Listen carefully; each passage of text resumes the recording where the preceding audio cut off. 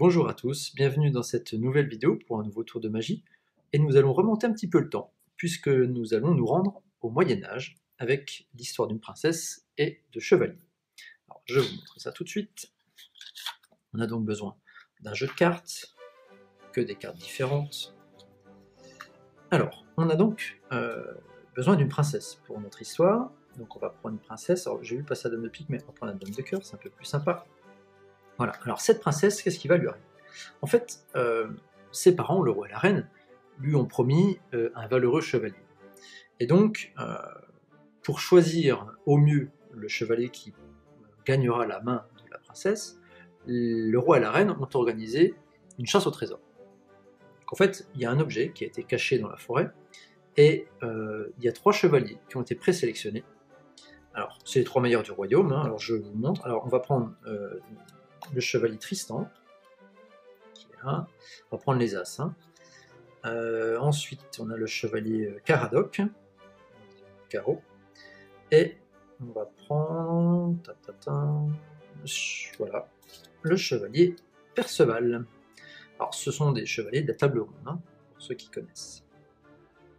Voilà, donc, parmi ces 3 chevaliers, celui qui reviendra le premier intact avec l'objet à trouver, eh bien, sera déclaré vainqueur du tournoi et gagnera la main de la princesse. Donc on leur explique les règles et on leur donne à chacun de quoi subvenir à leurs besoins durant leur quête. Évidemment, peut-être que ce sera long, on ne sait pas où était caché l'objet, peut-être qu'il y a même pour plusieurs jours. Donc on leur donne des provisions et des sujets pour affronter ça tranquillement. Bien évidemment, la princesse, elle, va rester tranquillement au chaud, au palais, et elle est accompagnée, comme d'habitude, de ses 3 valets. Voilà. Un 3e valet. Ok. Alors, je sais pas, là je vous ai présenté les chevaliers, mais je sais pas si vous connaissez les noms des cartes, en fait, parce que dans un jeu, les figures ont un nom. Par exemple, le valet de pique s'appelle Ogier. Hop. Oula. Le valet de carreau s'appelle Hector. Voilà. Et le valet de trèfle, bon ça tout le monde le connaît, c'est Lancelot, le fameux Lancelot. Voilà. Donc on a ici notre princesse et ses 3 valets. Alors on n'a plus besoin du reste du jeu, je le pose juste là. Donc la princesse et ses 3 valets va rester tranquillement au château, mais elle va même se retirer dans ses appartements pendant que ces 3 malheureux chevaliers vont se disputer sa main. Voilà, donc voilà, je vous montre que la boîte est bien vide, hein, il n'y a rien dedans. Voilà, c'est la boîte de laquelle j'ai sorti le jeu tout à l'heure. Voilà, et donc on va y mettre notre princesse et ses 3 valets. Voilà, bien au chaud et surtout bien protégé. Hop. Revenons à nos chevaliers. Alors, notre premier chevalier, chevalier Tristan, alors il a reçu un équipage. Voilà. Alors lui, il a de la chance puisqu'il a une dame qui va partir avec lui. Voilà. Donc, à chaque fois, les équipages sont composés du même nombre de personnes, hein, bien évidemment. Voilà, ils sont 4. Alors, lui, avant de partir, il fait face un petit peu à tous les membres de la troupe, et puis il leur fait un discours sur l'importance de cette mission, et il leur promet de belles récompenses si jamais c'est eux qui parviennent à revenir les premiers au château avec l'objet à trouver. Voilà. Donc voilà, et ensuite ils partent tranquillement dans la forêt. Notre deuxième chevalier, Caradoc, ici présent, il a lui aussi une petite troupe avec lui. Alors bien sûr, par souci d'équité, ils sont 4 aussi, hein, bien évidemment. Voilà. Et Caradoc n'est pas du genre à faire de longs discours, il se met simplement au milieu de sa troupe, il regarde un petit peu tout le monde, et puis tranquillement, ils avancent en forêt. Notre troisième et dernier chevalier, Perceval, alors lui aussi, il part avec 3 membres d'équipage, il a de la chance, il a un roi avec lui, espérons que ça lui porte bonheur. Donc, bien évidemment, il a un roi peut-être avantagé, mais en tout cas ils sont 4, hein, comme comme tous. Voilà. Et alors, Perceval, il n'est pas du genre à faire un très long discours, mais il se met au milieu de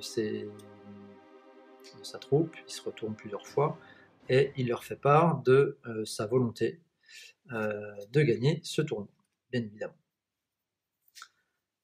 Tous avancent tranquillement dans la forêt, quand soudain, dans la troupe de Tristan, eh bien, un chevalier se retourne et s'inquiète de ne plus voir Tristan. Effectivement, le chevalier se retourne, il ne voit pas Tristan, et il n'y a vraiment plus Tristan. Alors, très attristé par la disparition de Tristan, il décide d'annuler la mission et de rentrer tranquillement vers le château. Notre deuxième chevalier, Caradoc, en fait, ils ont entendu qu'il se passait quelque chose de pas normal dans la forêt, et un des chevaliers se propose de vérifier si tout va bien dans la troupe. Alors, tout semble aller très bien dans la troupe, et pourtant, Caradoc n'est plus là. Alors, bien sûr, eux aussi sont très attristés par ce qui se passe, et ils décident d'annuler eux aussi leur quête, puisque de toute façon, s'ils rentrent sans le chevalier, eh bien, ça ne sert à rien. Ils se dirigent donc tranquillement vers le château. Bon, espérons que Perceval ait un peu plus de chance. Perceval, bien évidemment, son équipe a elle aussi entendu qu'il se passait quelque chose de pas trop normal dans la forêt. Il vérifie que tout se passe bien au sein de la troupe. Effectivement, Perceval est encore là. Et là, ils se disent, un petit peu confiants, qu'ils finalement, ils ont toutes leurs chances. Ils continuent d'avancer un petit peu dans la forêt. Et quelques temps après, un chevalier se retourne pour vérifier si tout se passe bien. Et en fait, le chevalier se retourne et se rend compte que Perceval n'est plus là non plus. Bien sûr, ils décident de mettre fin à leur mission eux aussi, et tous se rendent au château. Voilà, ils arrivent tous devant le château. Le roi et la reine, les voyant rentrer, accourent devant le château et se demandent pourquoi les chevaliers ne sont plus là. Bien sûr, on leur explique ce qui s'est passé, sans savoir pourquoi ils ont disparu, mais en tout cas, les chevaliers ne sont plus là. Le roi et la reine, très attristés, premièrement par la perte de 3 très bons chevaliers du royaume, ça c'est vrai que c'est embêtant, mais ce qui les embête surtout, c'est qu'ils avaient promis à leur princesse un chevalier. Et là, on n'a plus de chevalier. Donc, le roi et la reine, aussitôt, décident d'aller alerter la princesse. Ils se rendent donc dans les appartements de la princesse qui est donc protégée par ses 3 valets. Donc, la princesse, voilà, qui est protégée par, non pas ses 3 valets, mais par Perceval, par Caradoc et par Tristan, qui en fait étaient là pour courtiser la princesse directement dans sa chambre. Eh bien, j'espère que ce petit tour de magie vous a plu, et je vous dis à bientôt pour d'autres tours.